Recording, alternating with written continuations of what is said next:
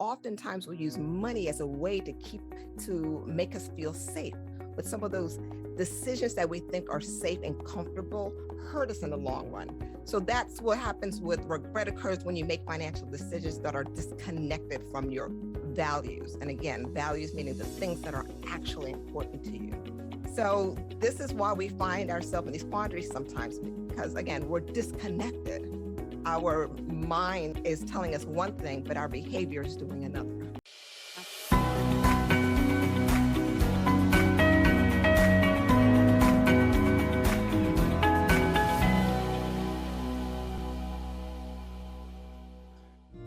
You're listening to the Her Money Story podcast with your host, Felicia Gopaul.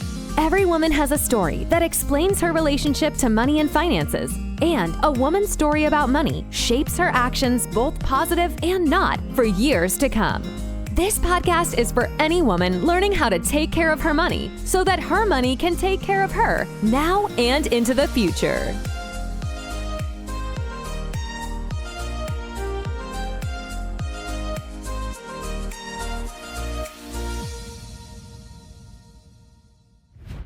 So this is some of what I've seen in the past. People acting as personal ATMs for their family members, paying rent on apartments that they aren't living in, buying cars they aren't driving, emptying out their retirement funds to educate their kids, rolling pennies to survive after empty their bank account, or losing their houses. These are some of the things that I've seen in the 28 years that I've been in personal finance. And it's always baffled me why some of the smartest people that I know do some illogical things when it comes to their money. Now, I have to tell you, I've done some of these things myself. Not to the same extent, but I have not been immune from that. And so understanding the psychology of humans has been an emerging field in personal finance. And they've even come up with a term for it called behavior finance. And behavioral finance is the study of psychological influences on the market. So I think that that's interesting. But what I find really fascinating and really, really interesting is understanding the psychology of how it affects people around their money. I reached out to today's guest to come onto the Her Money Story podcast to help unpack this issue. We have very similar perspectives on the importance of purpose in our businesses, and we realize that it is very different from what the rest of the industry is doing. So today we're going to be talking about how to make sure that your true purpose is aligned with your money and why it's important. So who do I have on my show today?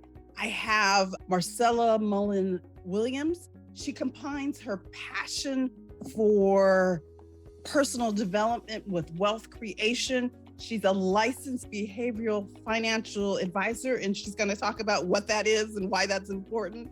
And she's the co-founder of Legacy Builder Group. Her firm helps families build wealth with purpose. She's also a licensed life insurance agent, and she has been doing that for over 15 years. And as a behavioral financial advisor, Marcella helps families manage their emotions and decision-making around money. So she's the perfect person to explain why those people I talked to and started out with did some of the things that they did. So Marcella, welcome. Thank you, Felicia. I'm so glad to be here. Thank you so much for being here. Now, I shared and got interested in this topic over the 28 years that I've been in the industry. And it really started for me with the people that were behind those little vignettes that I started this podcast with. But I'm really interested, how did you get interested in this topic? Oh, man, I have been a lover of psychology since I was a child. I was a people watcher. And I actually wanted to be a psychiatrist. That was actually my first love. And I was encouraged to pursue different means. And that's why I ended up in business and finance. And along the way, I've been in the business for over 15 years. I'm working in finance, but I always had a passion for psychology. And I found ways to pursue that passion. And it wasn't until years later, just in studying and searching and reading books, I came across the concept of behavioral economics. And it just wasn't something that was popular years ago. The study of the markets, how they work, but it's always been there behind the scenes, though. So as I studied behavioral economics more, I just became curious to see what is out there. And that's when I came across behavioral finance. And once I realized what that was about, I said, that's for me. That is what I love. And I tell you, I'm very passionate about it. It just combines all of my loves. Like I said, psychology, neuroscience, and traditional finance, all in one. All in one. That sounds really cool. So tell me about this behavioral finance designation. So it combines the three things that you love, but how does it combine the three things that you love? How does it impact the people that you're working with on a daily basis? Yes. And, it goes back to, again, what you mentioned in those vignettes in the beginning. It impacts them in such an important way, in ways that we don't recognize. Right. In our various decision making, our financial decisions. So the more I go into it, the more I study it, the more I help my clients with it, the more I'm able to allow them to see what they're actually missing, which is very easy to see what you unfolded. And that is, like I said, you talked about it in the beginning, aligning their behavior with their true purpose for money. And we need to understand what that means, that financial alignment. It's about living a life which your financial behavior is lined up with your values and what you believe. And the thing is that people are going around not understanding what their values are. When I say values, I'm talking about the things that are important to you, the things that you believe in. They're your life's boundaries, and they are the choices that you make. So people are moving about life, not understanding that they have values, they have beliefs, not applying it to their financial behavior. So what happens is when you do not apply your inward values, the things that are actually important to you, to your financial behavior, you're left with regret. And I'm sure you could, look, I'll ask you, Felicia, have you ever made a financial decision that at the time you knew wasn't right, but you kind of went through it anyway, and then you were left with regret? Yes, absolutely. I've done that. We all when I'm sitting down and talking with my clients, and they're beating themselves up, because oftentimes that's what we do. So yes. we do something that we know we shouldn't, and then we beat ourselves up because we knew we shouldn't have done it as we were doing it. I like to tell my clients, and you may be very similar in this regard, in that we all do it. Yes. We all do it. Yeah. I tell my clients, I said, I do it too. I just know why I do it. I just have the knowledge and understanding why I do it. And then I can course correct a little easier than maybe you can, but we're not perfect. It doesn't make us perfect, because it's our programming, it's our wiring, it's the neuron, the circuits in our brain that are there to protect us and keep us in our comfort zone and tell us and navigate the world around us so that we feel safe. And oftentimes we use money as a way to make us feel safe. But some of those decisions that we think are safe and comfortable hurt us in the long run. So that's what happens with regret. Occurs when you make financial decisions that are disconnected from your values. And again, values meaning the things that are actually important to you. So this is why we find ourselves in these quandaries sometimes, because again, we're disconnected. Our mind is telling us one thing, but our behavior is doing another. Absolutely. So one of the things that we talk about a lot is we talk about having a true purpose. And so, I was thinking about what my true purpose is as I was getting prepared for this. And I wrote down a while ago that my true purpose is to be a catalyst for economic empowerment in my life, in my clients' lives, and in the communities that I work in. So let me ask you, since we're talking about true purpose today, is what is your true purpose? Yeah. So I use it in one word. My Okay. true purpose for money is service, to serve So, others. service. Okay, Yes, service. Okay. to serve others. But how I do that is by my purpose is by helping to cultivate purpose-filled ecosystem for the purpose of building financial, personal, and spiritual development. So Mm. that's what my true purpose is. Got it. Got it. Yeah. So I love that ecosystem conversation, Mhm. because it's not just about us, but it's about all the places that we serve and bringing in a spiritual aspect, because so many people have got believe in God or spirit or whatever it is that they believe in, but there's something that drives them and fulfills them, and there's an impact that they want to make. And so oftentimes when Yes. I'm thinking about myself, I'm thinking about the people I'm working with. I'm trying to help them understand their purpose so they can go out and make the impact that they want to make in their lives. Is that also true, or how is that different from what you do? Exactly. I mean, I think at the end of the day, you and I probably have the same understanding that we want people to really get, and that is money is nothing more than a tool. It Mm, is not the thing we should ever be pursuing. And if that is where our focus is, then our clients, if that's where our clients' focus are, then they are off. They are not in alignment. And I need to really talk about the word alignment so people understand what I'm saying.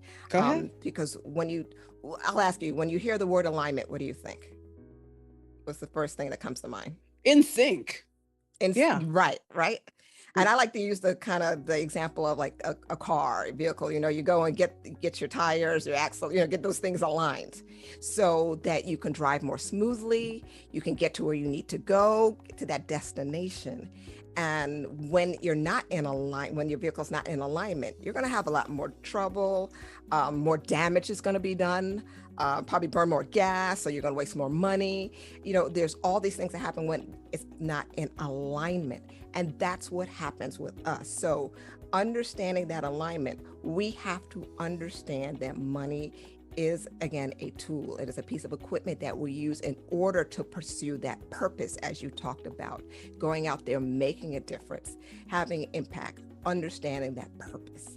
So that is, as you were talking about, I completely agree, because that is the important part of the conversation, shifting the mindset. We live in a world that is just talks about money and material possessions and these things that we think make us happy. Right. And it's, again, when I go through understanding, I help my clients understand their core values and develop their understanding. Because if you say that, like, for instance, educating family is important to me, and education is important to me, and security is important to me, but you don't have any life insurance, it's just, for example, then that's an example of going against your values. You are not in alignment. And there is something in you that's going to be shaken up very abruptly if things aren't in place for you. You're going to have probably a more dramatic impact, a traumatic impact, if things suddenly change in your life than maybe someone else who don't value those things. So again, it is about making sure that you understand, as you said, you are aligning things up with what is that purpose, what is that impact you're having in the lives of others, your families, your ecosystem, and having the people and the like-minded purposes around you to help you fulfill your financial goals. Wow. Wow. So I think you've kind of touched on this, but I want to see if there might be something that you would add to. Why do you think that people discovering their true purpose is important? Why is it important that their money is in alignment, is together? Yeah. No, I could go a little deeper into it because there are just so many benefits with that. We living in a world where there's a lot of stress, anxiety. We look at the divorce rate, uh, Right. and there's a lot going on. There's a lot that can hold us down when we're not very clear on our true purpose, when we're not very clear on what we're building. What is this tool? Money is, what are we using this tool for? If I have a hammer, and a hammer is great, but if I'm building something that doesn't require a hammer, or I'm not, I don't know what I'm building, it's very useless. That hammer is useless. So it is important that we go a little deeper, and it's just unfortunately not spoken about enough. We're not having these conversations. And then we look around, and people are having a hard time identifying what's wrong. Why do I feel this way? Why am I depressed? And all of these things are a part of the rise, even the rise in depression, the rise in so many toxic situations. Our not being in line with our money, not understanding our true purpose for money, all of that, I believe, ties into it in a way, because our understanding our purpose, understanding our true purpose for money allows us to use that tool in such a functional way, Yeah. and not leaving us in a dysfunctional relationship with our money. Unfortunately, that's the alternative, a dysfunctional relationship with money. Got it. You might be a candidate to get to sit down and understand what your true purpose is if you have a dysfunctional relationship with your money. So you might be, if you're as a listener, you might say, hey, maybe I need to talk to these ladies.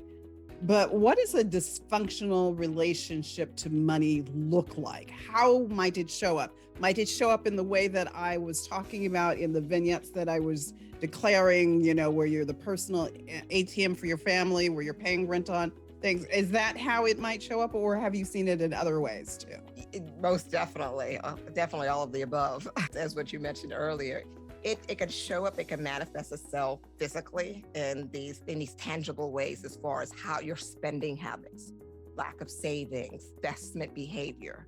You see the need to have the hot stock and what they got, the sexy stock, and follow the herd biases, following the crowd, like you said, personal ATM, all of that. But then it also shows up in how we feel, and how our body responds to the guilt, the shame, the fear of money, or talking about money. All of these are ways. So you have to be able to detect. Like I was saying, if you go out and you purchase something and you feel guilty after that, there's something there. There's a warning. Your body, your mind is trying to tell you something. And if that is not addressed, it continues to manifest, it continues to grow. I say sometimes it goes from guilt to shame to fear of money. Yeah. So it's a process.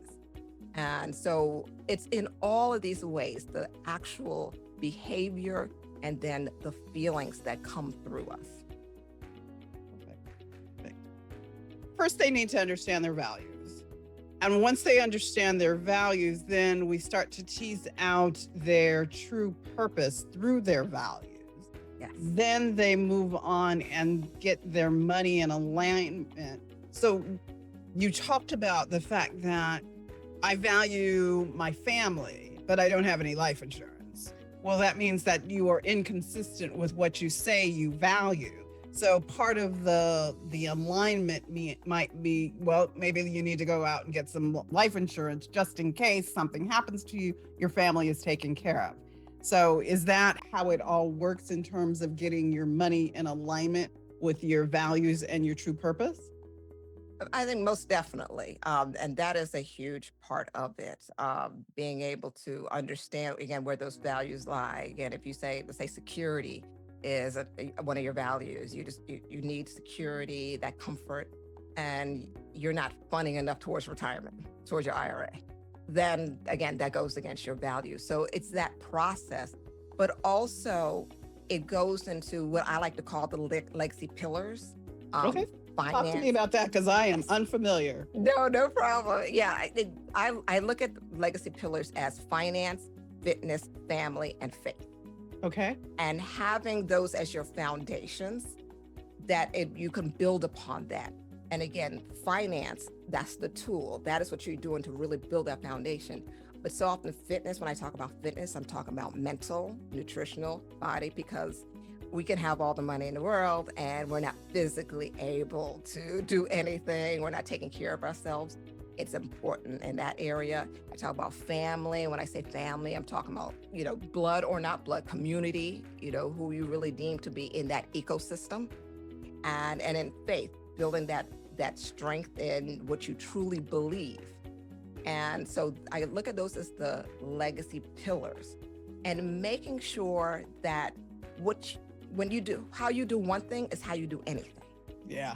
And I strongly believe that. And so helping individuals find balance in each of these areas. Finance is the tool. Your money is a key in able to sustain your legacy pillars, but it is not the thing, as we said before. It is the tool.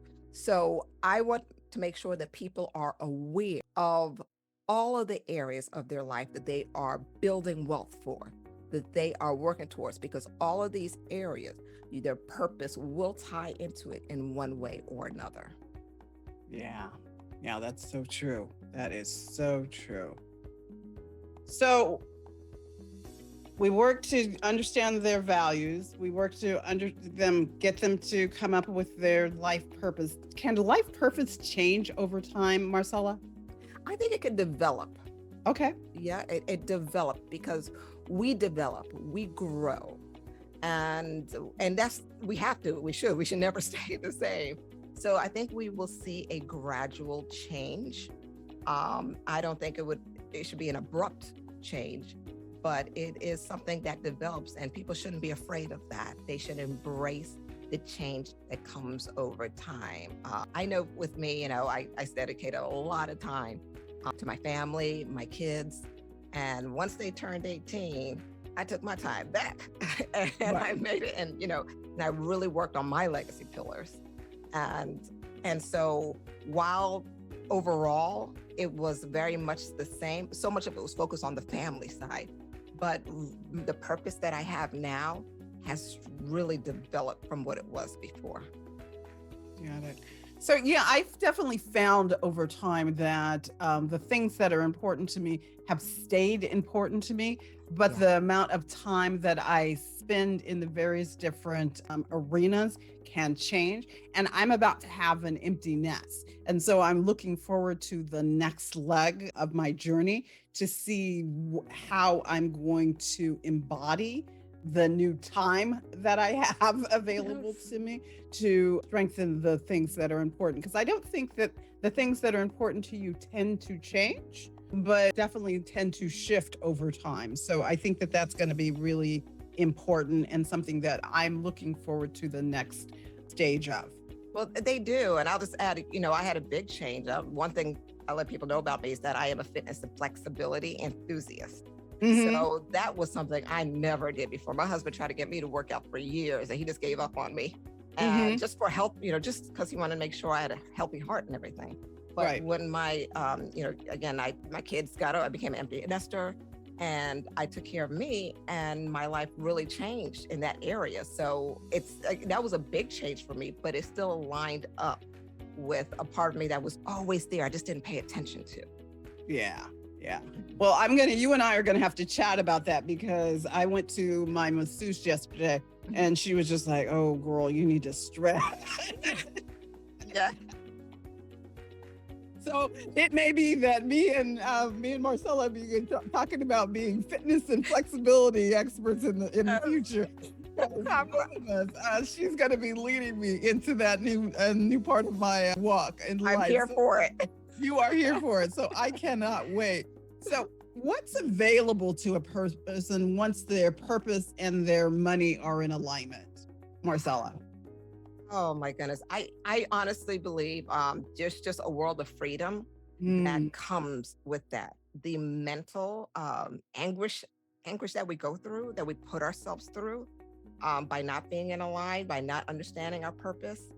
it's not really there. It can just, you just develop a new sense of understanding and you can move about life differently. I think that there is so much growth and development financially. What I've seen with individuals who've done that, with my clients, the decision-making ability in every area of their life changes. They are able to make more confident decisions, more clear decisions, less self-doubt, and less fear. All of those things contribute to the ability to have clarity with purpose and clarity in your life and more freedom, happiness, joy. And then also you're just seeing the difference in income and savings, all these things. I just see the growth because as you grow as a person, money, I would say money is not real. Like I said, money is just a piece of paper. Money is energy. And what is actually real is what we barter and trade money for. So when we actually develop an understanding of our purpose, what becomes available is a sense of being, and energy changes in us, and it changes the way money operates and moves and flows around us. Yeah, there's a quote that I saw recently where they were saying that when money knows that it's in good hands, it tends to grow. And Yes. I think that when your money is in alignment, your money will tend to grow. But of course, for many of us, there may be some work we've got to do to get to that point. So don't beat yourself up if there's some work that you have to do. But just realize that once money knows that it's in good hands and that you will take care of it, it will grow. And I think that that's something that's important for our listeners to understand. Yes. And because, as you said, money is a tool, money is energy. It's not necessarily a thing. Yeah. So we're actually making room for abundance. And that making room is the process you're talking about, the work that needs to be done. When you're making room for anything, whether it's clearing out your closet, whatever you're doing to make room for abundance, we're removing the junk, we're removing the toxic thoughts, the toxic energy, toxic behavior to make room for that abundance in our lives. Absolutely. Well, that sounds like a lot of fun. Yes. And the reason people go through these exercises and people work with people like yourself and myself is really because, for my audience, it's because they want to get to financial freedom. So I have to ask you, Marcella, what does financial freedom mean to you? Financial freedom means so many things, but for me, financial freedom means a sense of peace of mind, a peace that is not easily understood, but when you are able to not worry about money, you're not worried about it because you understand, you just understand, again, how the money is operating. You're understanding how it's moving in your life. You understand what you're doing. That is what financial freedom means to me. And I've seen it in different areas. I've seen people who are in different levels, financial brackets. And while we may think there's the obvious financial freedom of having a lot of money and not having to worry about money, and that's a great place to be. Obviously, having your retirement plans, having everything, your savings, everything where it needs to be is obviously where we want to get to, especially what we do. We want to make sure our clients are in that area.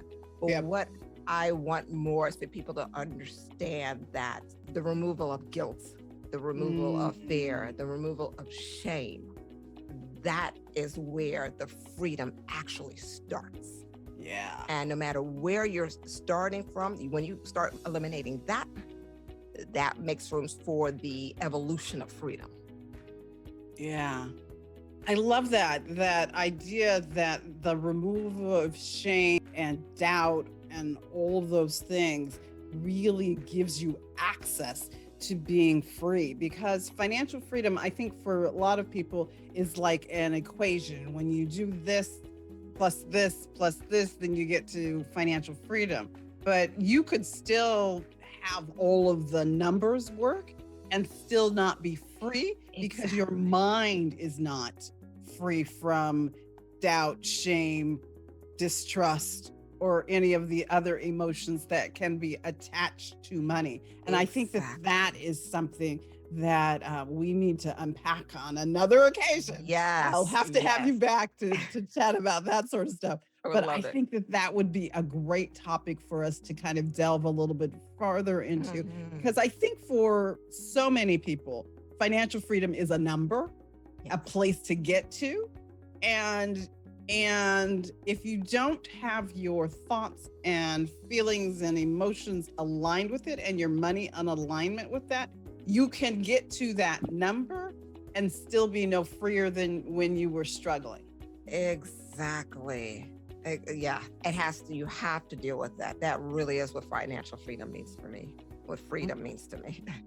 Perfect. Excellent. So let me ask you, is there a Marcella anthem that is the song that kind of, for you, is like what it means to be financially free, or where you are financially? Let's ask that question that way then. You know, the song that has been my anthem for the last couple of years, and it has not shifted yet, is Level Up by Sierra. I love that. I love that. That's what it's a journey. It's a process, and it's constantly, I just see life in these levels. And I look at it, it's like you don't lose, you either win or you learn.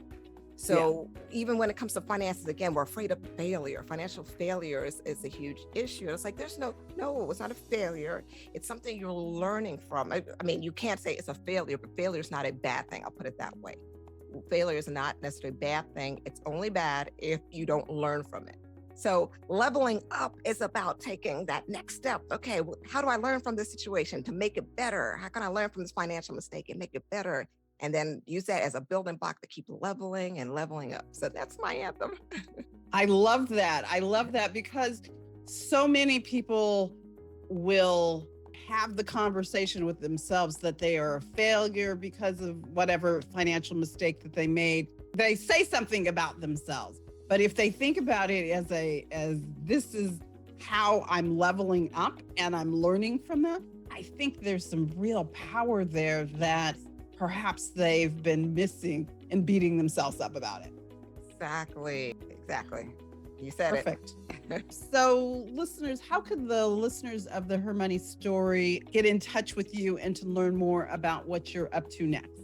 Sure. And then before you answer, everybody should know that me and Marcella work together. So I am part of Marcella's team, but her and I still do things separately and together. So, but talk to our listeners, Marcella, about how to get a hold of you. Yes, because I definitely wanted to encourage them to work with you, because, I know everything I said today, you are there. That is what you strongly believe and you stand by, and you struggle with, deal with when it comes to, we've had those conversations. And we have had those conversations, you guys. We have. So I'm just glad they're listening to you, and I hope they continue to listen to every episode that you have. But they can reach out to me just to learn more about the behavioral finance side. I share a lot, I have blogs. I share a lot on Instagram, so about behavior and mindset and development, all of that. So they can follow me at my website. My personal website is marcellamwilliams.com, and that can connect you to my business, my brand. And so that's marcellamwilliams.com. And you can find me on Instagram at Marcella M. Williams. All right. So you guys, this has been an excellent episode. What we talked about today, and we really want you to take away from here, is that for us, the entry point is understanding what your values are. After we understand your values, helping you develop your true purpose. And I think the thing that's important, and Marcella, would you agree that your true purpose, it's hard for people to articulate what their true purpose is because they've generally not been asked that question. They haven't started to think about their lives in terms of their true purpose. And so for many people, it's a little bit of a struggle. So it may take a little bit of time to get to your true purpose. Is that something that you have found to be true in your practice, Marcella? Most definitely. It's so important to be patient with yourself. through this process and really take your time with it. So I agree. It's not something that's going to come overnight. If it's not something that you've ever thought about before, it's going to require some self-awareness and soul searching, which may be uncomfortable for some people. So it could be a little challenging, but that's what we're here for, right? That is exactly what we're here for. So Marcella, thank you so much for being with me here today. Thank you for having me. I so enjoy speaking with you, Felicia. It's always great. Oh, it is always great. So thank you again. So that concludes this episode of the Her Money Story podcast. You know, during today's podcast with Marcella, she talked about a couple of different things. She talked about understanding what your true purpose is. And you'll be hearing more and more from me about discovering what your true purpose is, because I think that having your money in alignment is going to be a key and critical thing for everybody in this audience. She also talked about how it was important not only to have your true purpose, but it really starts with understanding what your values are. So what's important to you? So is education important to you? And then having and taking the actions that are consistent with making sure that you are honoring the things that you say are important with your money. So we talked to and gave you a couple of different examples. And so you definitely want to go back and take a listen to understand that. So if you are looking to make sure that your money is consistent with the goals that you have set for yourself, then definitely want to reach out to me so that I can go through that exercise with you so that your money is in alignment, so that you can have the impact that you are looking to have and ultimately leave it to the next generation. Because a lot of the people in my audience are interested in impact and legacy. And so what we're going to do is, if you choose to work with me, if you choose to reach out to me, we'll talk about how you can integrate those two things, as well as if you're looking to get a hold of Marcella and understand more about the personal finance and the 4 pillars that she shared with you, you can reach out to her directly, and her information is in the notes below this. So bye for now. See you next time. Thanks so much for tuning in to this episode of Her Money Story podcast. Want more from Felicia Gopaul? Then subscribe to the podcast on your favorite podcast platform so you never miss a minute. While you're there, feel free to rate and leave a review. We really appreciate it. And if you're interested in going deeper, visit FeliciaGopaul.com. Thank you again, and we'll catch you in our next episode.